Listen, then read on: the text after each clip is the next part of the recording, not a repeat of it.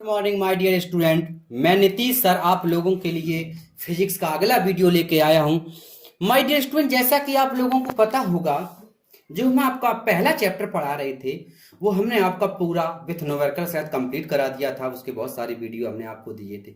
ठीक है, आज हम आपका दूसरा चैप्टर शुरू कर रहे हैं जिसका नाम है घन कोण तथा वैद्युत फ्लक्स। ठीक है, घन कोण या फिर कहीं कहीं पे आपने लिखा पड़ेगा, इस चैप्टर का नाम ऐसा भी मिलता है वैद्युत फ्लक्स तथा गॉस की प्रमेय। ठीक है, तो आज हम जो वैद्युत फ्लक्स तथा गॉस की प्रमेय, जो आपका गॉस की प्रमेय जो चैप्टर है उसमें से आज हम आपको घन कोण, वैद्युत फ्लक्स और क्षेत्रफल वेक्टर, इन तीन चार चीजों के बारे में एक्सप्लेन करेंगे। ठीक है माय डियर स्टूडेंट, आपसे एक और कहना है कि जो हमने आपको विभव पढ़ा रखा है, पहले चैप्टर में हमने आपको विभव और विभव से संबंधित, जैसे अक्षीय स्थिति वैद्युत विभव, एक समान बिंदु आवेश के कारण वैद्युत विभव, निरक्षीय स्थिति वैद्युत विभव, ऐसे बोल सकते एक समान विभव, संपृष्टि विभव, ऐसे का। ठीक है, इनकी शायद ना पढ़ाया हो तो वो बुक से बता दिया होगा। ये आपका तीसरा चैप्टर है बुक में। कौन चैप्टर? तीसरा। लेकिन हमने इसलिए आपको पहले चैप्टर पढ़ा दिया है क्योंकि जैसे अक्षीय निरक्षीय वाला आपने पहले चैप्टर में पढ़ा, फिर दूसरे चैप्टर पढ़ते, फिर तीसरे चैप्टर में पढ़ना पड़ता, तब तक आप भूल जाते। ठीक है, इसलिए हमने उसको उसी में सम्मिलित करके पढ़ा दिया। जब हमारा ये चैप्टर 2 खत्म हो जाएगा तब आपके बुक के हिसाब से लगभग 3-4 चैप्टर खत्म हो जाएंगे। ठीक है, तो याद रखना।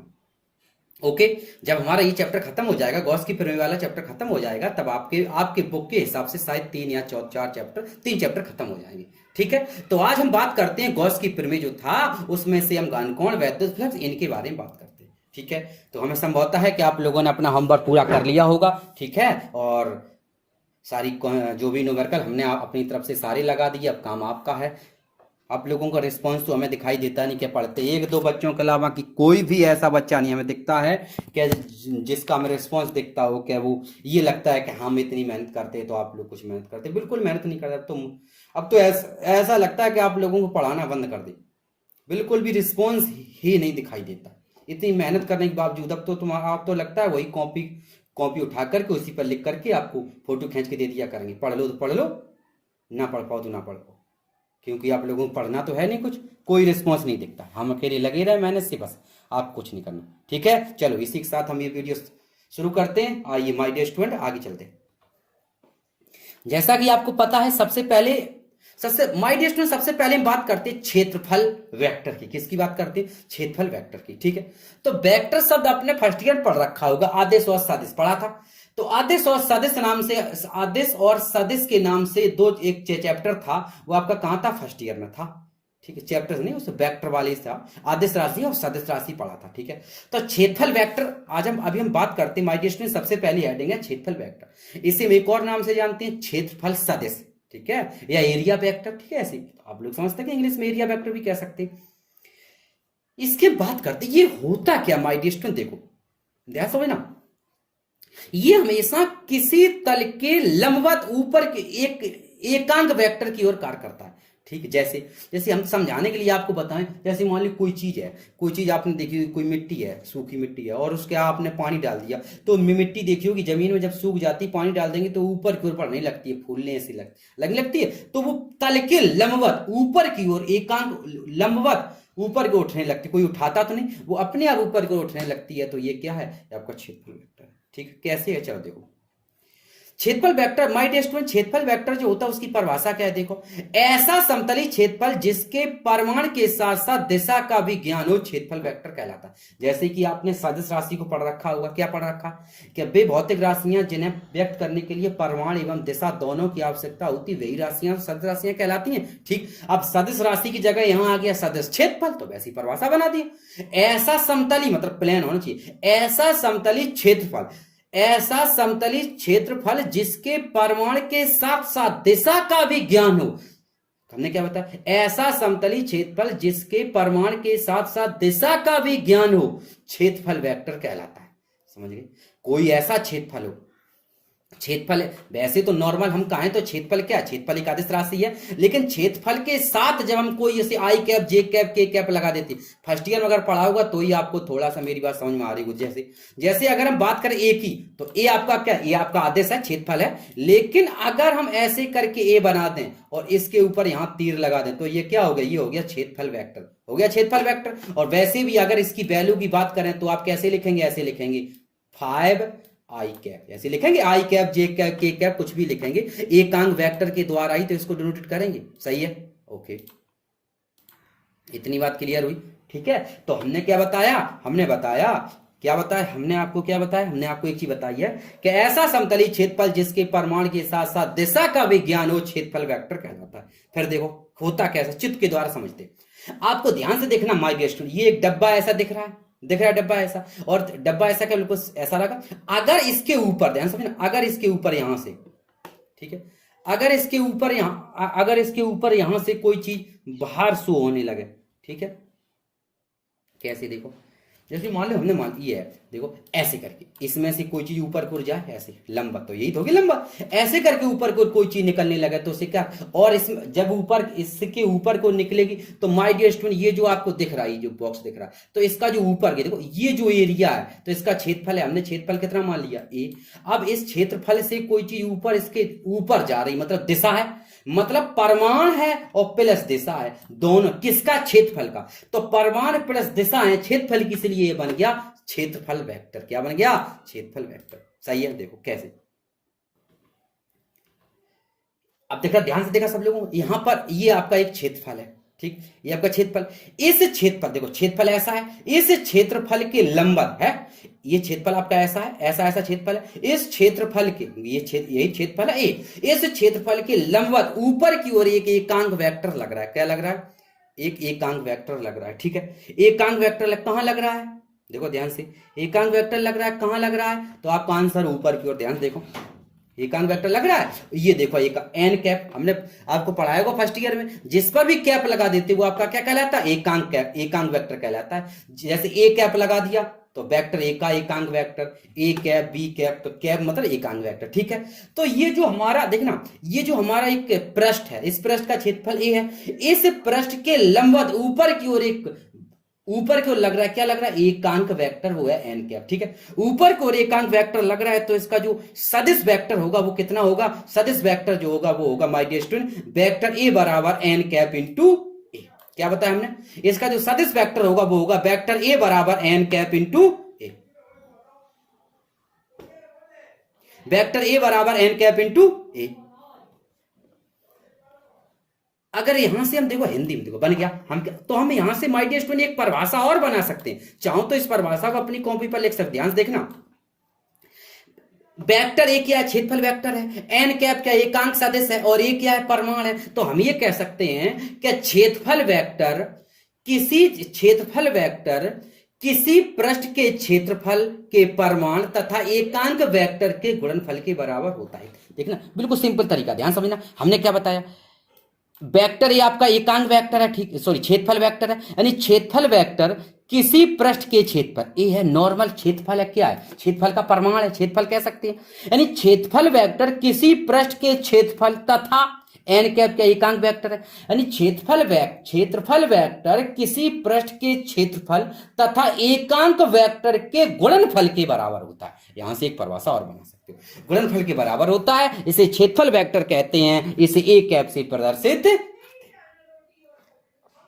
क्लियर है बिल्कुल, चलो ठीक, यहां तक बिल्कुल क्लियर है। ठीक, माय डियर स्टूडेंट, अब हम बात करते हैं दूसरी जो हेडिंग है वो है आपकी घनकोण। कौन सी है, घनकोण। ध्यान समझना, दूसरी हेडिंग है घनकोण। घनकोण मतलब सॉलिड एंगल। क्या होता है घनकोण, घनकोण को इंग्लिश में क्या बोलते हैं, सॉलिड एंगल बोलते हैं। घनकोण क्या होता है, देखो ध्यान से, घनकोण को पहले समझना ध्यान से, मेरी हम जो बात बता रहे, घनकोण देखो नॉर्मल समझो ऐसे करके, जैसे मान लो माय डियर स्टूडेंट, एक हमने लाइन ये खींच दी, ठीक, एक लाइन ये खींच दी और दूसरी लाइन हमने यहां से खींच दी, एक लाइन ये, दूसरी लाइन यहां से खींच दी, एक लाइन नीचे खींच दी, एक लाइन ऐसे ऊपर की ओर खींच दी, तो इन दोनों के बीच में एक कोण बन रहा है, देखना ध्यान से, बन रहा है, इन दोनों के बीच में एक कोण बन रहा है, जिसे हम क्या बोलते हैं, जिसे हम घनकोण बोलते हैं। क्या बोलते हैं, सॉरी इसे हम कोण बोलते हैं। क्या बोलते हैं, कोण।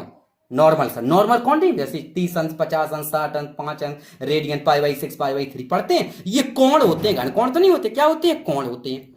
जैसे आपने मैथ और फिजिक्स सभी में यूज करते हैं, 30 अंश, 40 अंश, 50 अंश, 60 अंश, ये सब क्या है, ये सब आपके कोण हैं। यानी हम सिंपल भाषा में कह सकते हैं कोण 2 डायमेंशनल है। यानी कोण जो बनता है माय डियर स्टूडेंट, वो आपकी दो सरल रेखाओं के द्वारा बनता है। दो सरल रेखाओं के बीच में जो बनता है उसे क्या बोलते हैं, उसे कोण बोलते हैं। यहां तक क्लियर है। लेकिन हम बात कर रहे हैं घनकोण की, तो घनकोण का मतलब होता है कोई, जैसे मान लो हम ये बताएं, जैसे मान लो होली और बर्थडे वाली कैप देखी है, उसे देखा होगा, लगाते हैं सर में, और सर के बाद सर पे जहां लगाते हैं चौड़ी होती है, इसके बाद जैसे ही हम ऊपर की ओर चलते चले जाते हैं वो बिल्कुल पतली होती चली जाती है, लास्ट में जाकर के बिल्कुल पतली हो जाती है। जैसे ही हम सर पे लगाते हैं, सर से ऊपर की ओर जैसे ही चलते चले जाते हैं, वो आपकी जो टोपी होती है वो आपकी बिल्कुल पतली होती चली जाती है, और लास्ट में जाकर के बिल्कुल पतली हो जाती है, छोटी सी हो जाती है। कैसी हो जाती है, बिल्कुल पतली, यानी छोटी सी हो जाती है बिल्कुल। तो वहां बिल्कुल जहां पर लास्ट में जाकर के छोटी रह जाती है, गोल जो बनता है, गोल क्या बनाता है, गोल कोण जो बनता है उसे बोलते हैं घनकोण। जैसे शंकु देखा है, शंकु के टॉप पे देखना, अंदर वहां पर जो कोण बनता है, कौन सा कोण बनता है, घनकोण बनता है। और एग्जाम्पल देखो, जैसे हम लोग मंदिर वगैरह में जाते हैं, मंदिर के अंदर जब आप गए होगे, देखा होगा सुराई बनती है अंदर, सुराई, हाँ, सुराई के अंदर से जब देखते हैं, देखा बिल्कुल छोटा सा अंदर तक चला जाता है और लास्ट में जाकर के बिल्कुल गोल बन जाता है, वो आपका क्या होता है, घनकोण होता है। क्या होता है, घनकोण होता है। ठीक है, अभी और समझाएंगे। देखो चलो सबसे पहले परिभाषा की बात करते हैं, घनकोण होता क्या। देखो, कोई गोली पृष्ठ गोले के केंद्र पर जो कोण अंतरित करता है उसे घनकोण कहते हैं। इसे ओमेगा से प्रदर्शित करते हैं। इसका मात्रक स्टेरेडियन होता है। क्या बताया हमने, फिर दो लो, ध्यान समझ लो। कोई गोली पृष्ठ गोले के केंद्र पर जो कोण अंतरित करता है उसे घनकोण कहते हैं। इसे ओमेगा से प्रदर्शित करते हैं। इसका मात्रक स्टेरेडियन होता है। एक और, अब देखो इसको क्या समझो, जैसे हम लोग तरबूज लाते हैं तरबूज, ठीक, तरबूज लाते हैं, आपने देखा होगा जब हम लोग तरबूज लेने दुकान पर जाते हैं, ठीक है, कुछ लोग तरबूज क्या बोलते हैं, कंदीलो हैं, ठीक है, जब हम लोग तरबूज लेने दुकान से जाते हैं लेने, तो वो हमें मतलब पका है, मीठा है क्या नहीं, तो उसके लिए क्या करता है, उसमें देखा होगा तरबूज में एक चाकू के द्वारा एक कट लगाता है कट, और वो कट लगाने के बाद उस छोटे से पीस को बाहर निकाल लेता है। ध्यान समझना, उस छोटे से पीस को बाहर निकाल लेता है, यहाँ उस छोटे से पीस को बाहर निकाल लेता है। तो अब मेरी बात ध्यान समझना, वो छोटे से पीस को बाहर निकाल लिया, जितना बड़ा पीस था, जैसे मान लो जो पीस निकाला छोटा सा पीस था, तो छोटा सा पीस था, अगर हम तरबूज के अंदर देखें, जहां से पीस निकाला गया उसके लास्ट में अंदर, जहां से उसके अंदर देखें तो छोटा सा गोल कोण, ऐसा गोल वहां दिखाई देगा, वो क्या होगा, घनकोण होगा। और अगर हम वहां से बड़ा सा निकालें, मतलब जो भी पीस निकाले, अगर बड़ा पीस निकालें तो वो अंदर जाकर कैसा कोण बनाएगा, बड़ा कोण बनाएगा। बस यही तो हमने परिभाषा बताई। क्या बताया, कोई गोली पृष्ठ गोले के केंद्र पर, वो पृष्ठ था, क्योंकि जितना बड़ा पीस होगा उतना बड़ा कोण बनेगा। कोई गोली पृष्ठ गोले के केंद्र पर जो कोण अंतरित करता है उसे घनकोण कहते हैं। इसे ओमेगा से प्रदर्शित करते हैं। इसका मात्रक स्टेरेडियन होता है। फिर से बात क्लियर है। हमने क्या बताया, जो कोण वहां बनेगा वो कौन सा कोण कहलाएगा, घनकोण कहलाएगा। किसके द्वारा, गोले के पृष्ठ द्वारा। तो वही हमने बताया, अगर छोटा पीस निकालें तरबूज में, छोटा कोण बनेगा, तरबूज से बड़ा पीस निकालेंगे तो बड़ा कोण बनेगा। यानी हम ये कह सकते हैं कि घनकोण जो होता है वो पृष्ठ पर निर्भर करता है। कह सकते हैं, ध्यान समझना, क्योंकि ऐसा समझो, छोटा कोण, अब एक चलो ठीक है, इतनी बात समझ। अब देखो चित्त के द्वारा समझते हैं। देखो ध्यान से, ध्यान देखना, ये हमारा गोल दिख रहा है, देखो गोल दिख रहा है, इसके द्वारा, इस गोल शंकु से दिख रहा है, ठीक, ये गोल पृष्ठ है, जो आपका अल्प पृष्ठ कितना है, डीए है। इस पृष्ठ के द्वारा इस गोले के केंद्र पर एक कोण बन रहा है, ये देखो ध्यान से, ये बन रहा है। इस पृष्ठ के द्वारा इस गोले के केंद्र पर यहां पर एक गोल कोण बन रहा है, जिसे हम घनकोण कहते हैं, और इसे डी ओमेगा से प्रदर्शित करते हैं। ऐसा ठीक है, घनकोण कहते हैं। अब माय डियर स्टूडेंट ध्यान समझना, अगर इसको हम छोटा कर दें, ध्यान समझो, देखो अगर इसको हम छोटा कर दें, ये जो शंकु है बहुत चौड़ा है, मान लो हम इसको छोटा कर दें, अगर इसको हम छोटा कर देंगे तो यहां पर जो कोण बन रहा है, कोण छोटा हो जाएगा, ठीक। अगर इसको हम बड़ा कर दें, मान लो अगर इसको हम बड़ा कर दें ऐसा, ठीक है, अगर इसको हम बड़ा कर दें, ठीक, फिर देखो ध्यान से, ये जो शंकु है, ये जो हमारा शंकु है, अगर इसका हम पृष्ठ यहां से, अगर इसका पृष्ठ ऊपर वाला छोटा कर दे तो यहां पर केंद्र पर जो कोण बनेगा वो कोण छोटा हो जाएगा। और अगर इसे हम बड़ा कर दे तो माय डियर स्टूडेंट कोण कैसा हो जाएगा, बड़ा हो जाएगा। ध्यान समझना, कोण बड़ा हो जाएगा, वही ये कह रहा। तो हम ये कह सकते हैं माय डियर स्टूडेंट कि जो भी हमारा पृष्ठीय क्षेत्रफल, ये ऊपर वाला जो शंकु वाला ऊपर वाला, यानी पृष्ठीय क्षेत्रफल जितना बड़ा होगा शंकु कोण उतना बड़ा होगा, और पृष्ठीय क्षेत्रफल जितना छोटा होगा शंकु कोण उतना छोटा होगा। हम ये कह सकते या नहीं कह सकते? यहां तक बात क्लियर है, ठीक। तो हम ये कह सकते हैं कि जो घनकोण होता है वो पृष्ठीय क्षेत्रफल के कैसे हुआ, अनुक्रमानुपाती हुआ। क्योंकि जब, मेरे कहने का मतलब देखो, ऊपर का क्षेत्रफल बड़ा होगा तो कोण बड़ा, ऊपर का क्षेत्रफल छोटा करेंगे और छोटा, और छोटा करेंगे तो और छोटा, यानी बड़ा करोगे तो बड़ा होगा, छोटा करोगे छोटा होगा। जब भी ये कंडीशन बनती है, कब बनती है माय डियर स्टूडेंट? ये आपकी कंडीशन जब बनती है जब दो राशि एक दूसरे की कैसी होती है, अनुक्रमानुपाती होती है। सही है, ठीक। आगे चलो, इतनी अनुक्रमानुपाती होती है। देखो हमने क्या किया, माना अल्प पृष्ठ, माना अल्प पृष्ठ डीए है। क्या माना? जो अल्प पृष्ठ है वो हमने कितना मान लिया, डीए है। माना अल्प पृष्ठ डीए है, तो ये देखो है डीए, अल्प पृष्ठ डीए है। हमने मान लिया शंकु का छोटा सा, देखो ऐसे पूरा गोला है, इस पूरे गोले का क्षेत्रफल तो कैपिटल ए है, ठीक। लेकिन हमने जो शंकु टाइप का यहां से चाकू के द्वारा काट के निकाला, मतलब ये रह गया, तो इसका जो अल्प मतलब छोटा, अल्प मतलब होता है बहुत कम, बहुत छोटा जो क्षेत्रफल मान लिया हमने पृष्ठीय क्षेत्रफल, वो कितना डीए, याद होगा। तो माना अल्प पृष्ठ डीए है, तो अल्प पृष्ठ द्वारा केंद्र O पर बना घनकोण डी ओमेगा है। बिल्कुल सही, ये हमारा अल्प पृष्ठ डी है, इसके द्वारा गोले के केंद्र कौन सा, O है। गोले का केंद्र O ही तो बताया उसने। हाँ चलो, गोले का केंद्र O है, ये देखो यहां O बना दें, ठीक है। गोले का केंद्र O है, इस गोले के केंद्र O पर कौन सा कोण बन रहा है, ये देखो ध्यान से, ये कोण बन रहा है, कौन सा कोण, घनकोण जिससे डी ओमेगा। इस दैट क्लियर, बात बिल्कुल सही है। माना अल्प पृष्ठ डीए है, तो अल्प पृष्ठ द्वारा केंद्र O पर बना अल्प घनकोण डी ओमेगा है, डी ओमेगा है। तो किसी गोले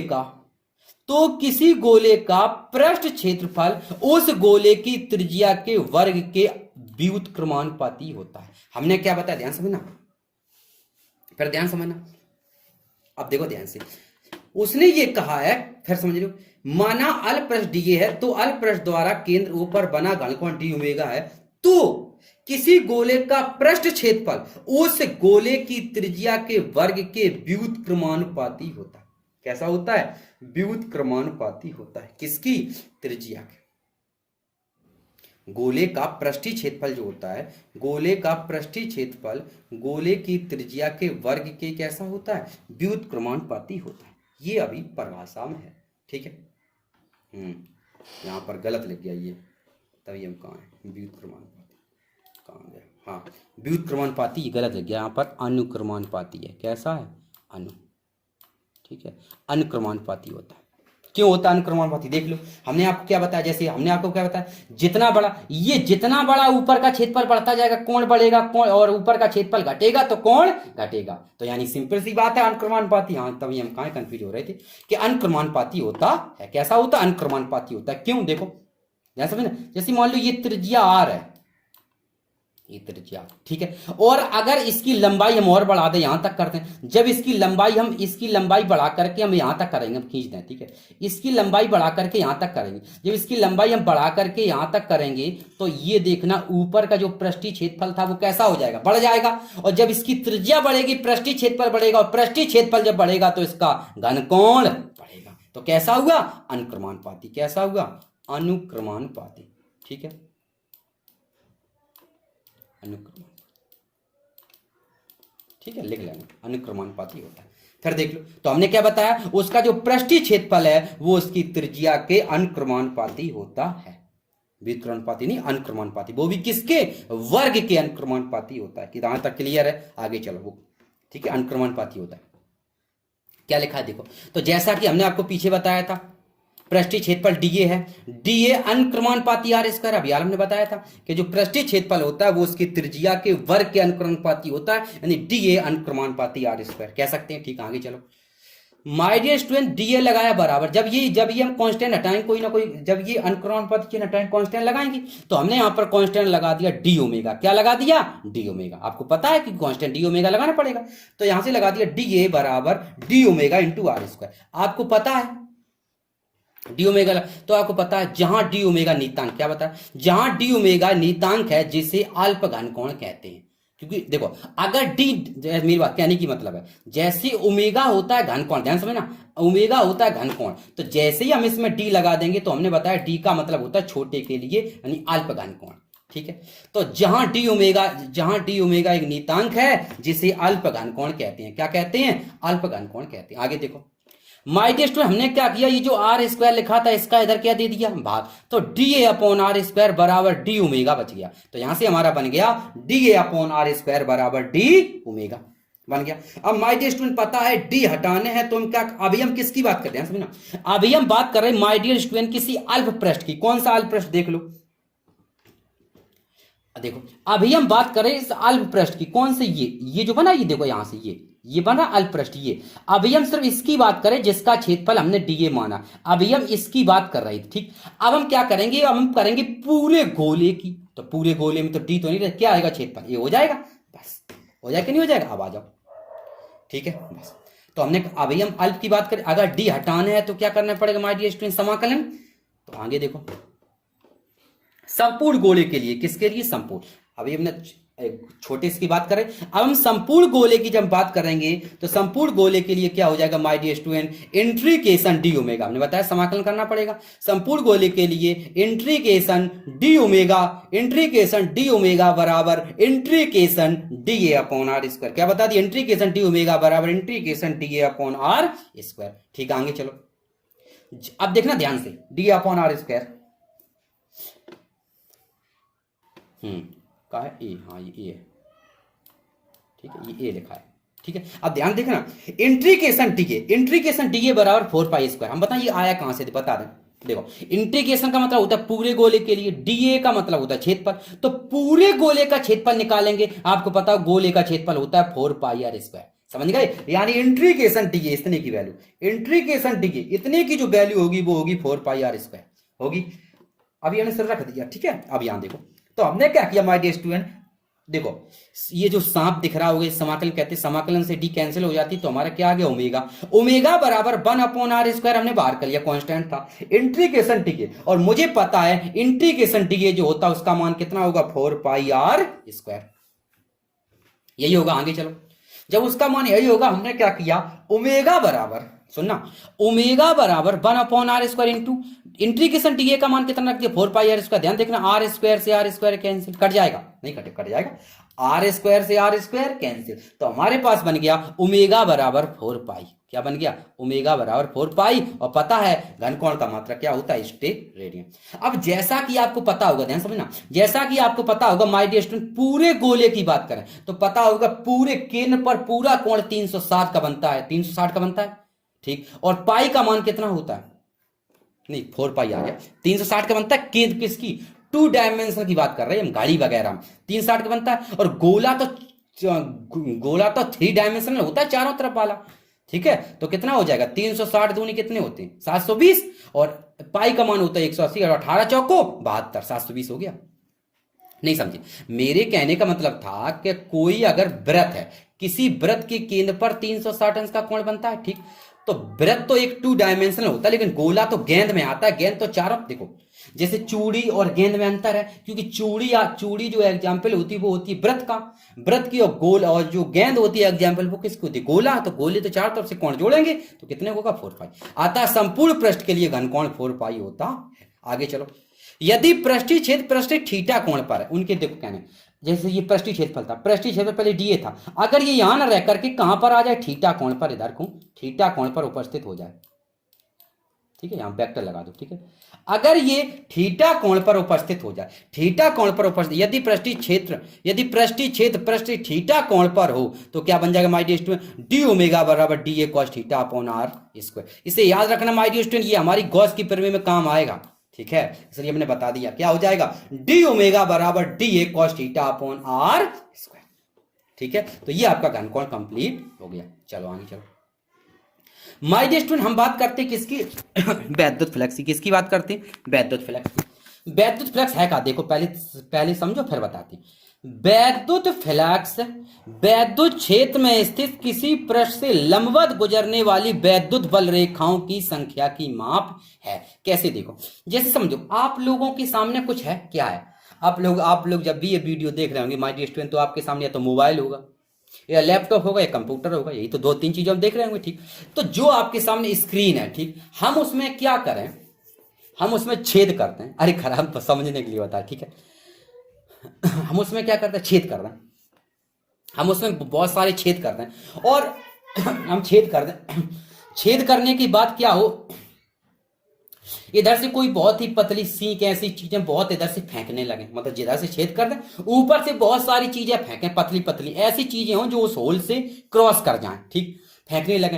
तो हम देखते हैं क्या उस जो भी आपका मोबाइल या लैपटॉप है, जब होल कर देंगे तो इस तरफ से कोई चीज फेंकेंगे उस होल से निकलने वाली चीजों को, तो वे होल के उस तरफ निकल जाएंगी कहीं, तो उस तरफ जितनी चीजें निकलेंगी उनकी जो संख्या होगी उन्हें हम क्या कहेंगे, वैद्युत फ्लक्स। अब अपनी भाषा समझ लो, यानी वैद्युत फ्लक्स वैद्युत क्षेत्र में स्थित, तो वो आपका वैद्युत क्षेत्र हो गया, वैद्युत क्षेत्र में स्थित किसी पृष्ठ से लंबवत गुजरने वाली, तो वो जो होल हो जाएंगे उनसे गुजरने वैद्युत बल रेखाओं की संख्या गुजरेगी, वो वैद्युत बल रेखाओं की संख्या को हम क्या कहते हैं, वैद्युत फ्लक्स कहते हैं।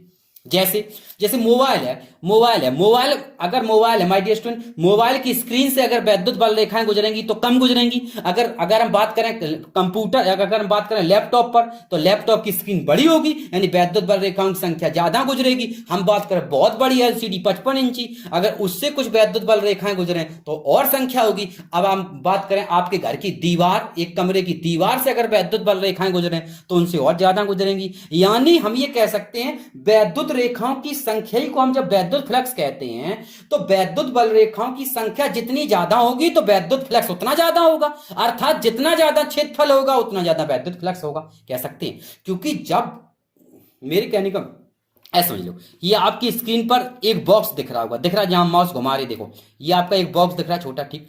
अगर हम बात करें इससे कितनी, ये देखो एक बॉक्स आपका यहां दिख रहा है, इसको देखो दिख रहा है, इससे हम बात करें इसमें से कितनी वैद्युत बल रेखाएं गुजरी, तो हमने 3 दिखा दी समझाने के लिए। यहां से 3 देखो वैद्युत बल रेखाएं यहां से एंट्री कर रही हो, 3 उधर से निकल रही, ठीक। अगर हम बात करें इस पूरे स्क्रीन से वैद्युत बल रेखाएं कितनी गुजरेंगी, तो संख्या बढ़ जाएगी, संख्या बढ़ जाएगी यानी वैद्युत फ्लक्स का मान बढ़ जाएगा। तो हम ये कह सकते हैं कि क्षेत्रफल बढ़ेगा तभी तो वैद्युत फ्लक्स का मान बढ़ेगा, बस सही है। बस यही हमें समझाना था कि वैद्युत फ्लक्स जब होता है वो वैद्युत बल रेखाओं की संख्या है, यानी किसी पृष्ठ से जितनी वैद्युत बल रेखाएं गुजरेंगी वैद्युत फ्लक्स का मान उतना ही मान अधिक।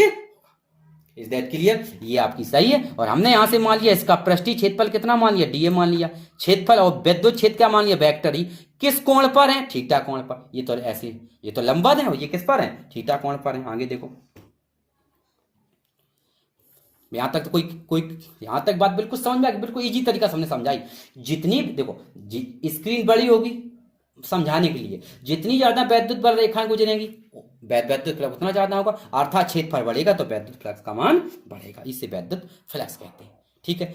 अब उसके 2-3 तरीके होते, कोण पर मान बढ़ेगा घटेगा, कैसे देखो, जैसे मान लो इधर समझना, ये देखो इधर देखो, जैसे मान लो ये है, ये है, ठीक, ये आपकी वैद्युत बल रेखाएं ऐसी गुजर रही, ये वैद्युत बल रेखाएं गुजर रही। अगर हम ऐसे करें, कोई एक ऐसी स्क्रीन हो, हम इसके सीधे ऐसे लगा दें, ठीक, मतलब ऐसे लगा दें, ऐसे करके, ऐसे करके, अभी ऐसा तो दिख रहा है, मतलब ऐसी सीधी सीधी खड़ी जैसी दीवार है, ऐसी लगा दें और उसके बीच में जगह हो, तो ये बताओ जितनी बल रेखाएं आएंगी सारी की सारी इधर गुजर जाएंगी, ठीक।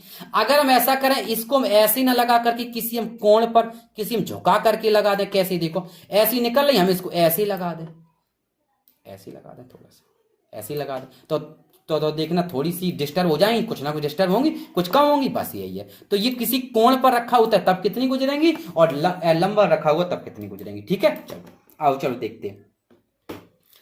जैसा कि माय डियर स्टूडेंट हम बात कर रहे हैं, माना किसी एक समान वैद्युत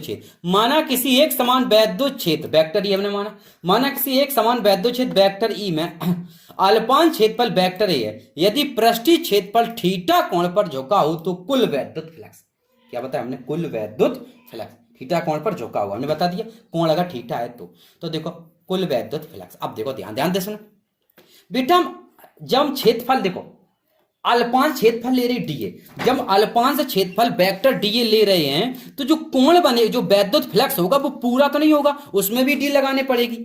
ध्यान समझना, क्योंकि क्षेत्रफल, जब देखो क्षेत्रफल का मान घटेगा तो वैद्युत फ्लक्स का मान घटेगा, अभी हम समझा चुके पीछे। और जब वैद्युत क्षेत्र का और जब क्षेत्रफल का मान बढ़ेगा तो वैद्युत फ्लक्स का मान बढ़ेगा। सही है, इतनी बात क्लियर है। ठीक, वही हम आपको बता रहे थे कि जब अल्पांश क्षेत्रफल वेक्टर डीए ले रहे हैं तो उसमें से वैद्युत फ्लक्स भी होगा डी फाई ई, यानी यहां से फॉर्मूला बन जाएगा डी फाई ई बराबर vector E dot vector D ए। फिर समझ लो हमने क्या बताया, हमने बताया है कि कुल वैद्युत फ्लक्स, क्या बताया, कुल वैद्युत फ्लक्स, यानी हमने आपको यहां से बताया है कुल वैद्युत फ्लक्स डी फाई ई बराबर, कुल वैद्युत फ्लक्स डी फाई ई बराबर वेक्टर ई, सही है, कुल वैद्युत फ्लक्स डी फाई ई बराबर कुल वैद्युत फ्लक्स डी फाई ई बराबर vector E dot vector D ए।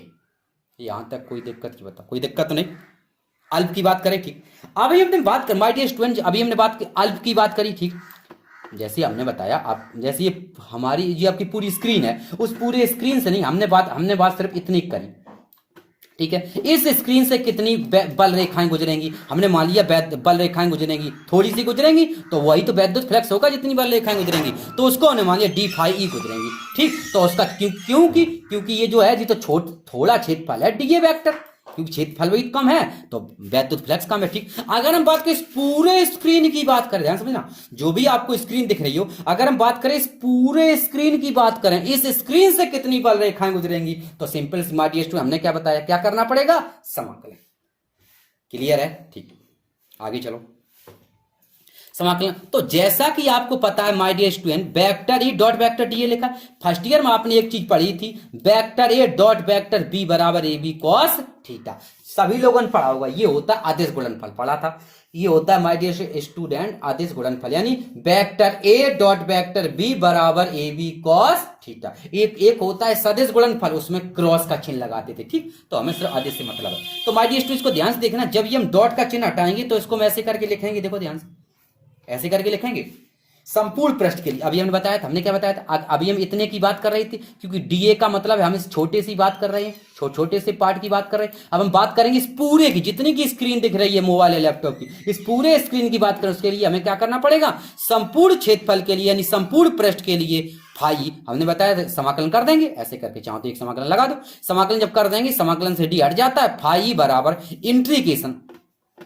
अब ध्यान समझना, जब डॉट हटाएंगे तो क्या लिखेंगे, ए बी कॉस थीटा, इसीलिए हमने इसको लिख दिया E D A cos theta. कोई दिक्कत, आगे चलो, E D A cos theta लिखते हैं। माय डियर स्टूडेंट, फाई बराबर ई को हमने बाहर कर लिया, कॉस थीटा बाहर कर लिया, क्योंकि ई कॉस थीटा कांस्टेंट इन दोनों को बाहर कर लिया, और अंदर हमने कर दिया इंट्रीकेशन डी ए, यानी हमारा यहां से बन गया फाई बराबर E cos theta integration D A. सही है, अब आगे चलो, फाई बराबर, ध्यान समझना, फाई बराबर ई लिखा, माय डियर स्टूडेंट, अभी हाल हमने बताया था कि हम किसी की बात कर रहे हैं, तो जब हम इस पूरे की बात करें तो पूरा क्षेत्रफल हमने कितना मान लिया स्क्रीन का, ए, क्योंकि ए से ये डी कट गया तो इसका हमने क्षेत्रफल डी, देखो ये समाकलन डी को खा गया तो क्या बचा ए, तो ए हमने रख दिया, यहां से हमारा बन गया क्या कि फाई बराबर, यहां से माय डियर स्टूडेंट हमारा बन गया कि फाई बराबर ई ए कॉस थीटा, क्या बन गया, यहां से हमारा बन गया फाई बराबर ई ए कॉस थीटा बन गया, ठीक। अब अगर चाहो तो यहां से एक परिभाषा और दे सकते हो माय डियर स्टूडेंट, कैसे, देखो ध्यान देखना, कैसे, यहां से एक परिभाषा और दे सकते हो और यहां से एक छोटे से रूप में भी जिसे डाल सकते हो, कैसे, देखो अभी हाल हमने बताया था कि जब दो चीजें हैं इन्हें अलग अलग डॉट हटाओगे तो कॉस लगाओगे, और माय डियर स्टूडेंट्स को कॉस को फिर हटा दो तो कॉस को अगर हम पुनः हटा दें तो इसको हम ऐसे करके लिख सकते हैं, देखो इसको हम ऐसे करके लिख सकते हैं, क्या लिख सकते हैं, इसको हम लिख सकते हैं vector A vector E dot vector A कह सकते हैं, यानी हम ये कह सकते हैं जो वैद्युत फ्लक्स होगा, हम यहां से ये कह सकते हैं जो हमारा वैद्युत फ्लक्स होगा, यानी फाई बराबर vector E dot vector A. तो यहां से अगर आप परिभाषा बनाएं तो यहां से माय डियर स्टूडेंट परिभाषा बना सकते हैं, यानी वैद्युत फ्लक्स, किसी पृष्ठ, ध्यान समझना, किसी पृष्ठ का वैद्युत फ्लक्स उस पृष्ठ के वैद्युत क्षेत्र तथा उस पृष्ठ के क्षेत्रफल के अदिश गुणनफल के बराबर होता है। बन गई परिभाषा, फिर समझ लो, किसी पृष्ठ का वैद्युत फ्लक्स उस पृष्ठ के वैद्युत क्षेत्र की तीव्रता, यानी वैद्युत या कह दो आप वैद्युत क्षेत्र तथा उस पृष्ठ के क्षेत्रफल के अदिश गुणनफल के बराबर होता है। यहां से भी आप वैद्युत फ्लक्स की परिभाषा मस्त बन जाएगी। ठीक है, ये भी आप लिख सकते हैं। आगे चलो। अब बेटा यहां से कुछ कंडीशनें बनेगी वही, जब थीटा बराबर 0। ठीक है, देखो यदि यदि थीटा बराबर 0 हो तो वो तो अपने हिसाब से बता। यदि थीटा बराबर 0, माय डियर स्टूडेंट, यदि ये हाँ याद यदि थीटा बराबर 0 होगा तो क्या होगा, थीटा मैक्सिमम होगा। क्यों? क्योंकि cos 0 का मान कितना होता है 1, cos 0 खत्म हो गया तो यहां से बन गया फाई मैक्सिमम बराबर ई ए। यानी जब 0 होगा तो वहां पर मैक्सिमम की वैल्यू कैसी होगी, फाई की वैल्यू अधिकतम होगी। ठीक है, आगे चलो, फाई मैक्सिमम। ठीक है, फाई मैक्सिमम फाई 90। ठीक है, तो ऐसे करके बहुत सारी चीजें बनेंगी। ठीक है, तो ऐसे करके वही हमने आपको कोण बता दिए। ठीक है, हमने आपको क्या बता दी, कोण वाली कंडीशन है, 180 रख दो, 190 रख दो, ये तो आपकी न्यूमेरिकल में आपके आएंगी और आप लोग रख सकते हैं। ठीक है, तो माय डियर स्टूडेंट, यहाँ तक हमें संभवता है कि आप लोगों को ये वीडियो बिल्कुल क्लियर हमने अपने समझ में आया होगा, आशा तो ऐसे ही है। अब जैसा भी वीडियो लगे आप लोग बताना। ठीक है, इसी के साथ ही हमने ये छोटी छोटी जो भी आपकी चीज़ें खत्म कर दी, इसकी आपको पीडीएफ भी मिल जाएगी ना। ठीक है, और आप लोग नोट्स बनाना सीखें। हम जो लेक्चर बताते हैं, लेक्चर का जो भी हमारे लेक्चर अटेंड करते हैं, लेक्चर अटेंड करने के बाद अपने हिसाब से लिखना सीखें। ठीक है, अभी हम एक आध चैप्टर तक आपको लिखा रहे, फिर आपको पीडीएफ नहीं दिया करेंगे। ठीक है, तब तक स्कूल खुल जाएगा, वो अलग बात है। ठीक है, ये आपका लिखाना वाला आप लोग खुद इतने समझदार हो गए हैं, लिख सकते हैं। ठीक है, और आप लोग अपने काम कंप्लीट रखें। अब आपकी नेक्स्ट वीडियो जो आएगा, अभी छोटी छोटी चीजें निपटाई हैं, अब नेक्स्ट वीडियो जो आएगा वो आएगा गॉस कीपर में, वेरी वेरी मोस्ट इंपॉर्टेंट। ठीक है, इसलिए नेक्स्ट वीडियो को इसको देखें और नेक्स्ट इसको समझें, क्योंकि जब तक ये तीनों चीजें कंप्लीट होंगी तभी आप गॉस कीपर में समझ में आएंगी। इन तीनों कंप्लीट करके मिलते हैं नेक्स्ट वीडियो में, तब तक के लिए ciao, bye bye, goodbye, same time same place.